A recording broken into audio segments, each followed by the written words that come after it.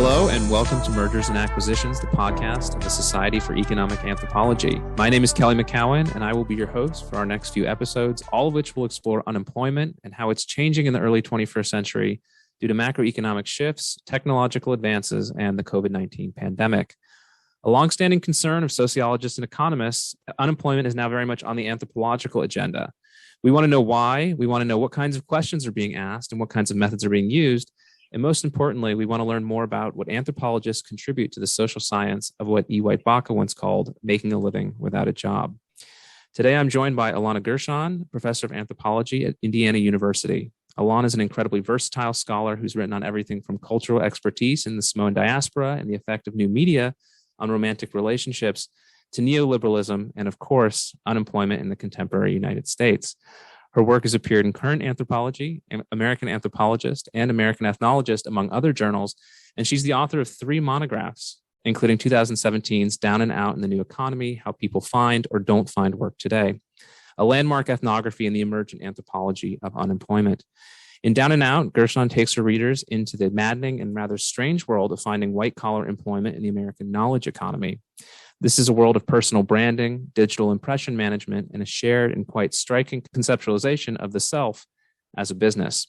Almost 5 years since the publication of the book, the COVID-19 pandemic has increased unemployment and greatly affected our use of digital tools and platforms, as well as the experience of unemployment and employment. We'll talk about both.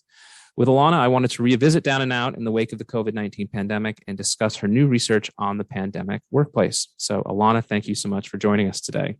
I'm so pleased to be here and to get to chat with you. So I know, like I said, it's been a half decade since Down and Out in the New Economy was published, and even longer, I'm sure, since you completed the fieldwork for that project. But like I said, it's really a milestone for this subfield. And the book, I think, points far beyond its moment and has absolutely maintained its relevance. So with that, I wanted to start by asking, I mentioned that you are this kind of omnivorous scholar. How did you get to unemployment in the first place from, like I said, the Samoan diaspora, from dating on the web? It's so interesting that you talk about it as unemployment, because while that is in fact what I ended up studying, it wasn't how I initially was thinking about it. And so I have to say this to explain how I got to it. Sure. So part of what happened was because of the vagaries of the tenure clock and publishing, I ended up writing this book for tenure a little bit too quickly, the Breakup 2.0, about how people were using new media to disconnect with each other. And I never expected the response that I got from it. I just want to be clear. If you looked at my high school yearbook, no one would have written underneath it, most likely to be a Cosmo expert. Yeah. So when Cosmo and Teen Vogue got in touch with me over the Breakup 2.0, I thought, this is amazing. If you can, you sprinkle new media over a topic and you can suddenly get to say things, complicated things about people's social relationships that you never would have thought, I never would have imagined being able to get into these venues. Sure. And I began to wonder, what if a spoonful of new media makes something like, let's say, Marxism go down really smoothly? And I just didn't think breakups were that politically salient, right? Yes. I think they're deeply important to people's lives, but I didn't think that this was, once you discover the miracle of sprinkle new media over a topic, I didn't think breakups were the thing to continue pursuing. So I began trying to figure out what topic would work for this, what would really be politically salient. I was also really this was around 2009, and I was really thinking about the recession and worrying about it. And I ended up being a guest speaker in a friend's class to talk about the mediated breakup. And I had, the class wasn't going very well. I was realizing that the reason I came to my topic was because my major brought in more women than men. This class had 30 men, 5 women. The men were all sitting there with folded arms, kind of stonewalling me, not letting me talk. I was so used to having breakups be this incredibly generative class discussion that I had underprepared. Yeah. And the women decided to help me out. And one of the women said, in a way that wasn't very connected to anything, actually, my boyfriend wants to be a cop. And the police force is saying they have to friend him, that he has to friend them on Facebook so that they can find out which of his friends are doing something illegal. And I thought, what a violation of civil rights. I can't imagine that this being the requirement for just getting hired. But I've learned to have a little bit of a poker face in these moments. And so instead of expressing shock, I just said, well, what do you think of that? And what does the class think of that? And everybody was on board with this. It's completely in various normal. ways. It wasn't that it was completely normal. It was that the logic made sense. And they began saying things like, well, I have a brand. And if a company wants to hire me, they want to make sure that my brand aligns with them. So they should be able to check me out on social media. And here was raw neoliberal logic tripping off of right there people's lips in the classroom. Yeah. In the classroom. And I thought maybe this is the site to be able to study, to use new media to study neoliberalism and to make and to really think through what are the ways in which people are constantly teaching each other over and over again how to be neoliberal. So I am studying unemployment and I do know it. Yes. But I think of myself as studying the hiring ritual. Well, and I'm not surprised to hear that. And I think that one of the things that's going to emerge across these discussions about the anthropology of unemployment is that unemployment is often, it's just a vehicle for getting at some of these bigger things that we're interested in as anthropologists. And maybe that's what distinguishes it within this social scientific division of labor. I mean, we're not doing classic Chicago school style ethnographies of the unemployed man. We're doing something different. And I'd like to argue, if not more valuable, than at least as valuable as the other stuff out there. But I love that you discovered this alchemy with new media. I think you're absolutely on to something. And what a great way to embark on this study. So you're in the classroom, you have this encounter. You've put together the pieces for what's going to be a really rich study. And you do the fieldwork in California. Yes. Was California already a field site for you, or did that come together for this project? This is about the gods of fellowship deciding where I am going to go. The fickle gods of fellowship. The fickle gods of fellowship, which I applied to many things, and I was definitely planning to be in New York for this research for family reasons. And lo and behold, the god of fellowship scoffed, was incredibly kind to me, and gave me a fellowship at Casbis. And so I had a residential fellowship to explore the next stage of my career. I mean, it's fairly wide open call that they have. And so I ended up trying to figure out how to do field work in this space. And what I discovered was that there are a tremendous number of organizations in the Bay Area trying to help unemployed people and doing workshops, trying to teach them how to manage the genres of the kind of genre repertoire of the job application that you have to do. And so that's what I ended up doing, was going to a lot of these workshops and then branching out from there and interviewing everybody involved in hiring. So I also was interviewing hiring managers and people in HR, and I was kind of going to meetups for HR people and spreading out this way. So you had a diverse group of interlocutors that you were dealing with. Yeah. So not just folks that, were looking for work, but the folks running these workshops and employers. And one gets the sense from your book that they all shared a relatively similar set of ideas about what the entire project of hiring is about. You mentioned before this notion that we have personal brands, that we are essentially businesses. You are seeing those ideas circulate in the field. Where are they coming from? Yeah, it sounds like they're being reproduced in the workshops, but what exactly? I mean, tell me a little bit about what's governing the circulation of those ideas, what's reproducing them, and why, I think, even to your surprise, are they so resonant with people? One knows where the personal brand came from. Like that came from a Fast Company. I think it's Tom Peters' article publishes, we have to start imagining ourselves as the CEO of me. Sure. And this also means having a brand and all these other accoutrements of imagining oneself as a business. But I really see what happened in the 80s and 90s is that companies really began to change their understanding of what employment was supposed to be, and they were beginning to adopt a very neoliberal understanding of what their commitments to their employees were, which was and in fact, I interviewed someone, a career counselor, who said in the 80s, Hewlett Packard and some other companies in the Silicon Valley came to her and said, we no longer are going to invest in company loyalty, and we are no longer going to invest in having our employees stay on for a very long time. We are about to embark on a series of layoffs in which we're trying to encourage people to think of themselves as participating in 3 to 5 year stints at companies.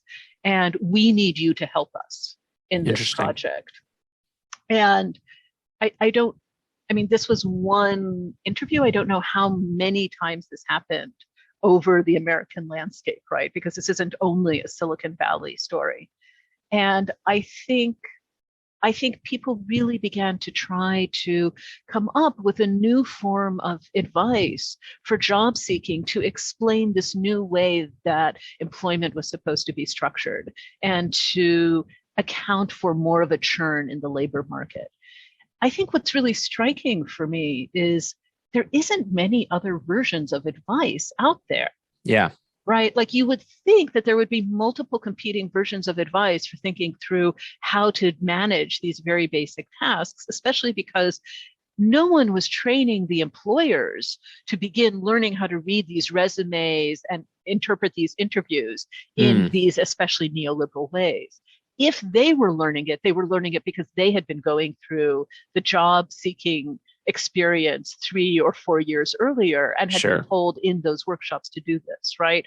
So the training was all happening for the job seekers in trying to imagine themselves as neoliberal.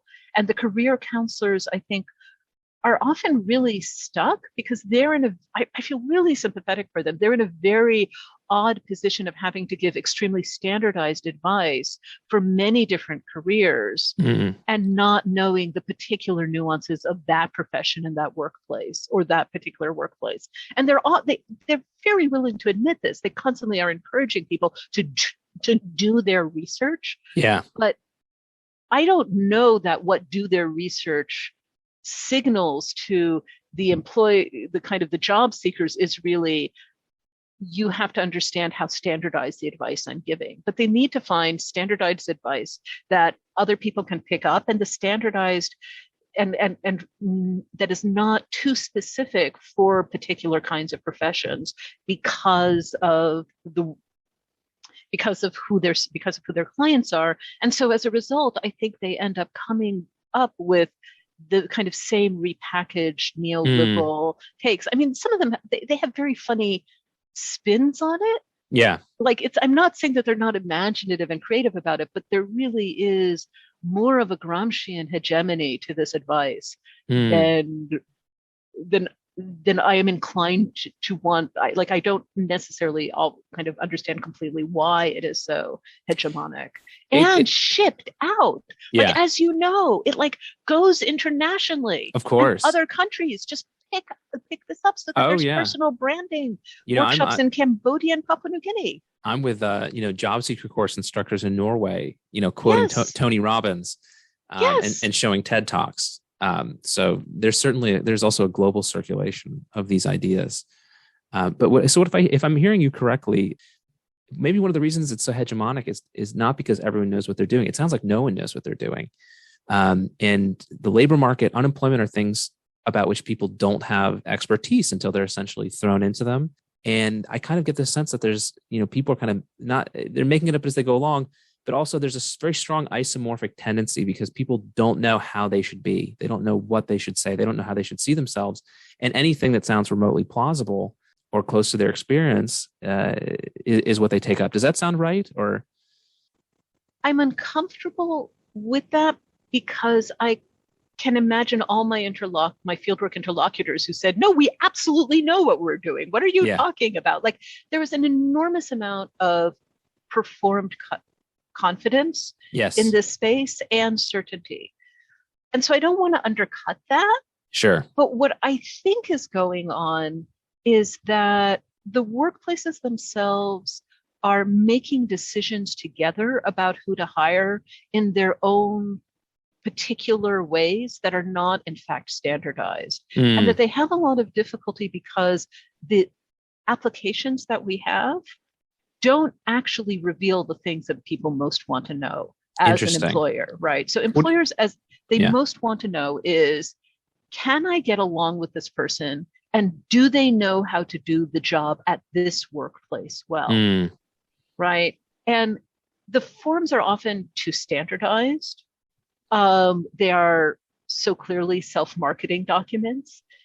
And people are, and also not rich enough. So people are trying to read through these forms into understanding what the person actually is like. And they've developed their own interpretive strategies. But like I said, the interpretive strategies on the employer's side is absolutely not standardized. And it's also decision by committee, which anthropologists are very good at understanding, but you also understand is a little bit of a moment where everybody is spirit possessed by the politics of their workplace and making this decision.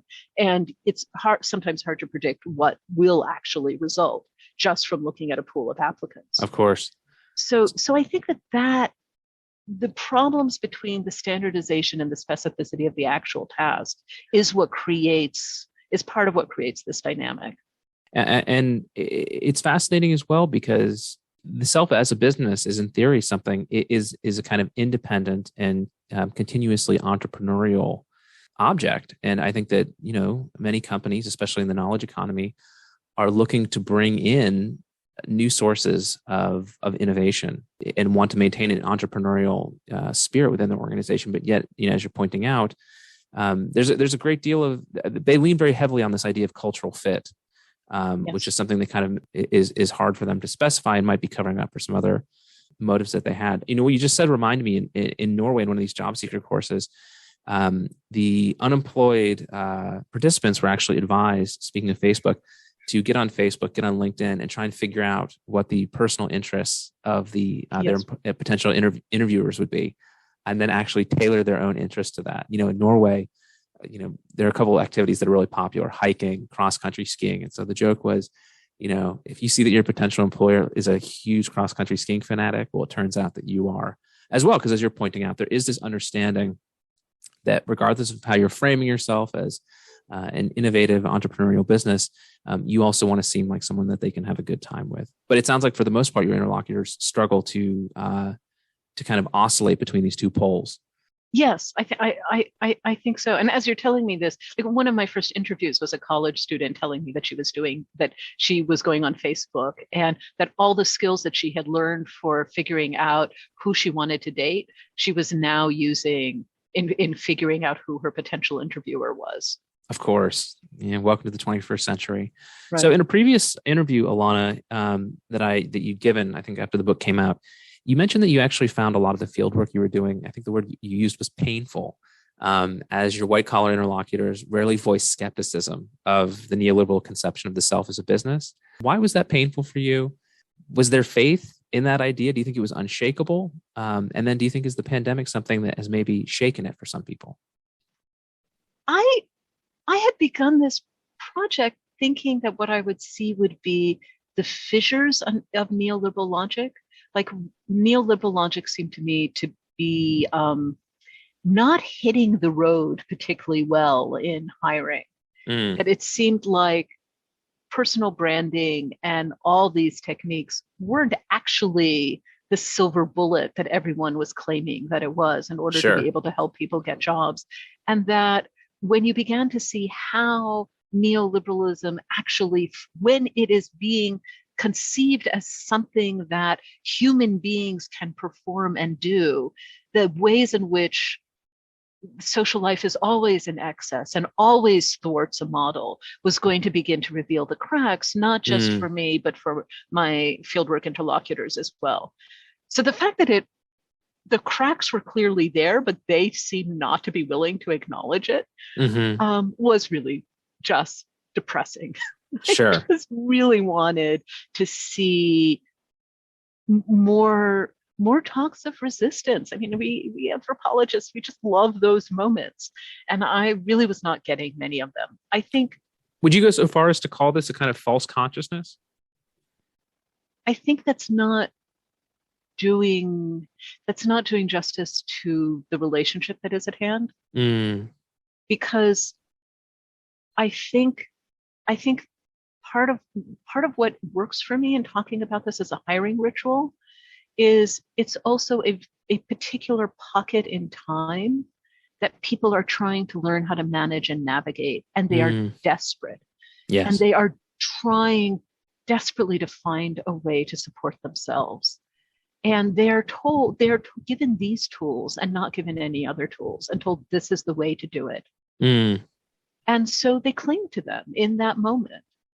And I think when they leave that pocket of time, one of the major problems that career counselors constantly expressed was that they didn't continue the things that career counselors thought they had to do. They didn't necessarily continue networking. They didn't continue using LinkedIn in the ways that they were supposed to during the job search. And further, like, this was supposed to set up a series of habits for life. And in fact, it only set up a series of habits for that discrete period.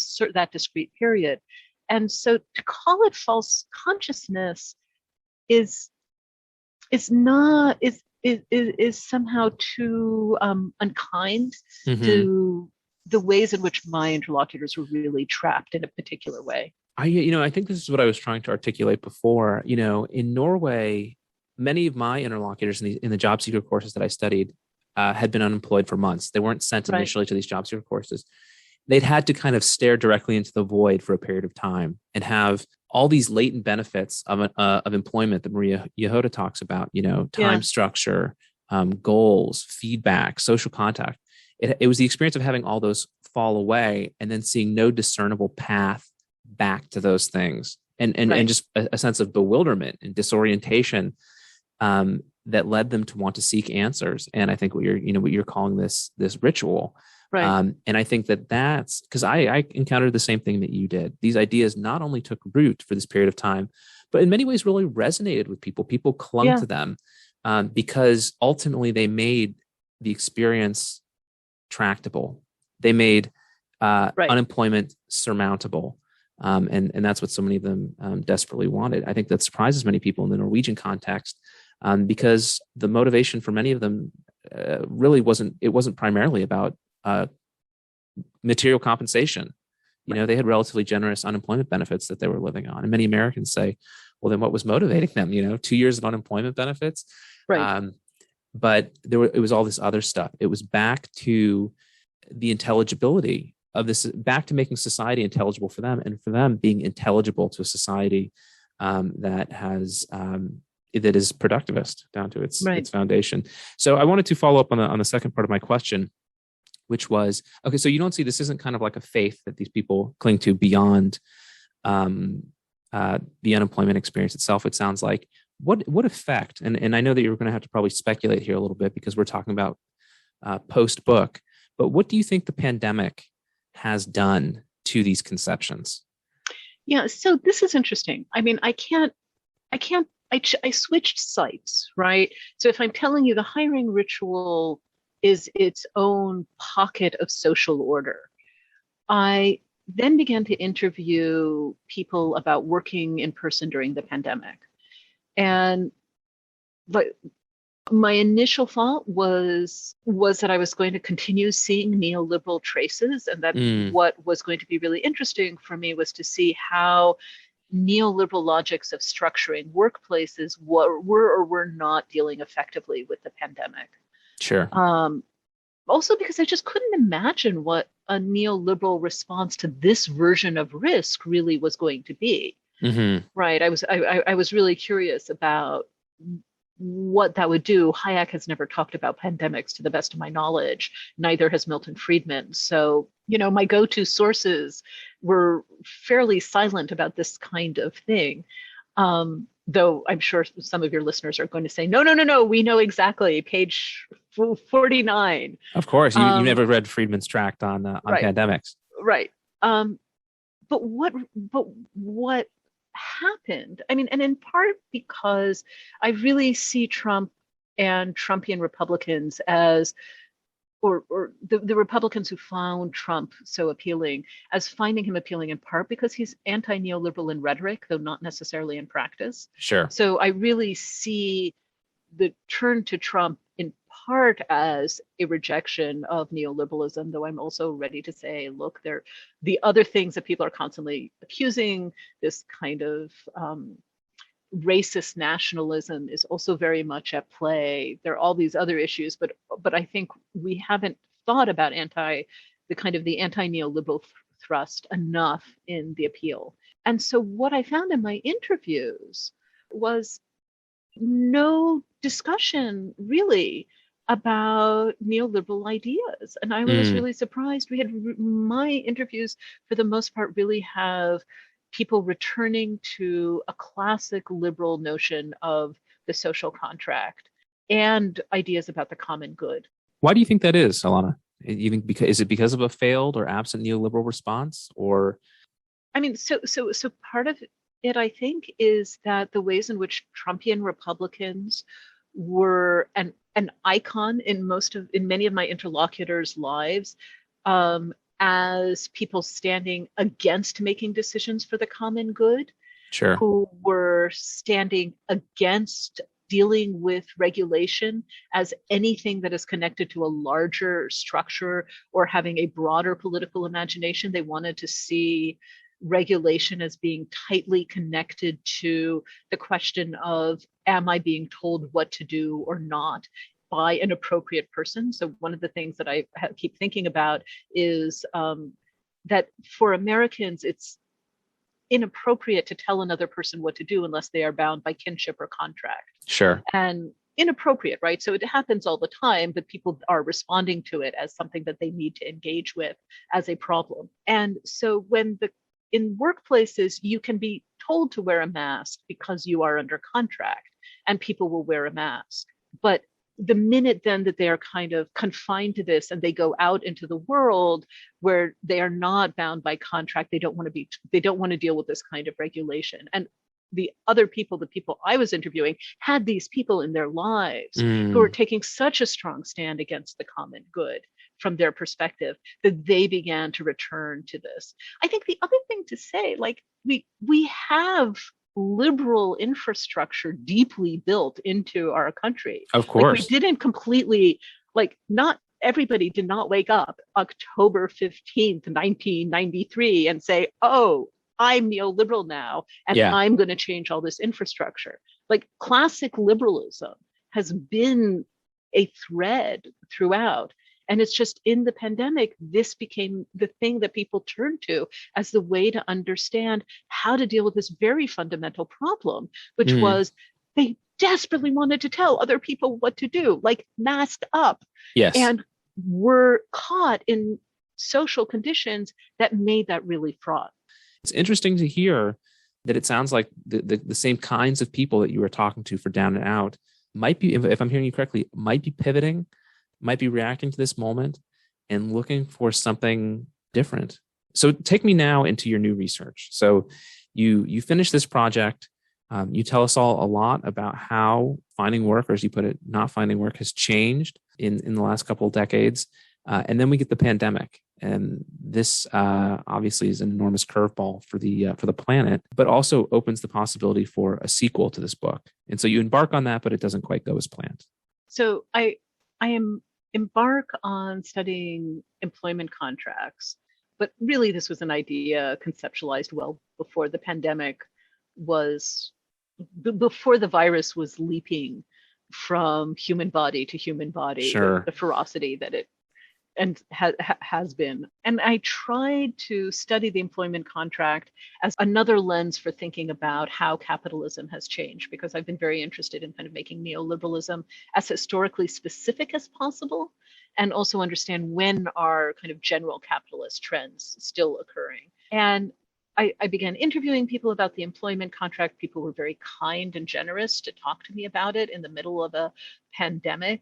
But the interviews were nebbishy. Some of them were fabulous. Most of them were challenging, and in part because independent contractors thought a great deal about the contracts that they were participating in, so they were wonderful to interview, and full-time employees hadn't paid much attention to it at all.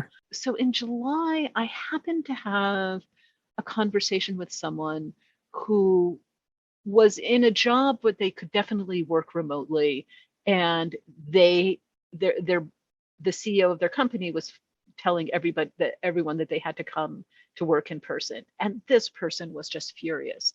And the more they talked about it, the more they realized that everything I wanted to know about the workplace as a site of private government was getting revealed to me in these stories that she was telling me. And so I began to think, maybe this is a chapter in my book. And I began to kind of do a number of more interviews with people working in person.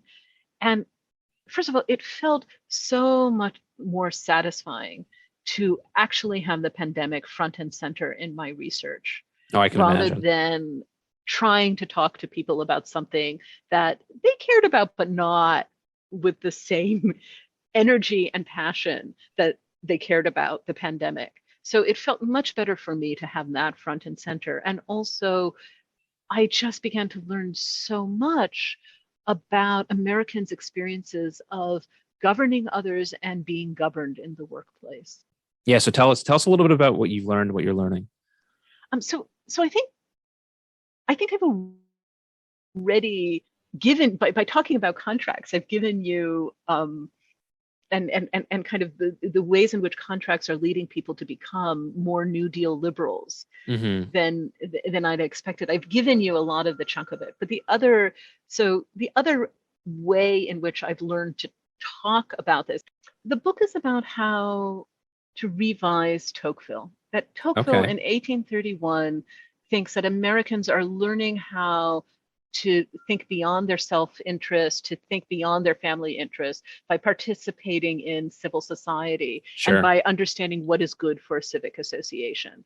But we know that Americans aren't really participating in civic associations by the 1990s. Yes. And so the question becomes, where are they learning their concept, their political imagination? And my book is saying it is in the workplace. Oh, I love this. And when the workplace becomes a space where you are learning your political imagination, the workplace as a community has its own quirks and difficulties in being a place to learn a political imagination, right? Workplaces are always on a continuum between democracy and autocracy in a variety of ways. There are a lot of questions in terms of governing around how knowledge circulates that is very workplace specific. And then to have that as your practical immediate experience and then project it onto the rest of the world. I mean, and especially not the rest of the world, but especially the government is kind of what I'm trying to explore in the book. And it really helps us make sense of what otherwise seem like very strange preferences with respect to the leadership of the country. Right. Folks that wanted Trump, for example, because he was a CEO, or folks that wanted Clinton because she was the best person for the job. I mean, I've always been struck by this idea that the presidency, wonderful. You know, the presidency is a job. When did that happen? I think that you're right. In the United States, you know, after we're formally schooled, and we go off into the workplace or wherever else we go, those are essentially the laboratories or the classrooms where we are being filled with civic notions. And those civic notions are, you know, they're being stabilized, they're being reproduced. And the pandemic has shaken all of that up and extended this governance directly into our homes. I mean, also, if we want to talk about our students, into the homes of our students with things like lockdown browsers and various digital tools that constrain their abilities to dispose of their time as they would see fit. So, I mean, this sounds enormously promising. Now, how far into the project are you? You're still undertaking field work? So I have to say yes and no. Okay. It's never quite over. So when I tell you that at the core of the book is the realization that Americans think it is inappropriate to be told what to do unless they are bound by kinship or contract. Yes. I have a tremendous amount of information now about contract, but very little about kinship. And so I and a postdoctoral researcher are trying to find the kinship side to this, but I don't believe that that's going to go into the book. Yes. I think that may be in follow-up articles. Our kinship, you mentioned kinship and contract as these two areas where Americans feel it's appropriate for them to basically impose obligations upon one another. But are those two stable categories? Do you think, is there an extent to which you're seeing kinship or families being colonized by contract? So it's interesting that you asked that. One of the threads that I've been tracking have been nannies and the ways in which nannies are using contracts and thinking about contracts to manage their relationship within the families. I think the answer is yes. People are having to, because of what Arlie Hochschild writes about and kind of the outsourced, the ways in which we're outsourcing all sorts of tasks of what it means to be a family and what it means to be a community into employment relationships, contracts then begin to enter in that way. Well, like I said, it sounds like an enormously promising project, and we'll look forward to seeing it in its various sequels. If I'm back as a host, we'll have to have you back as a guest. Well, thank you very much. And may, from your words to my typing fingers, I can only hope. There we go. Thank you so much, Ilana.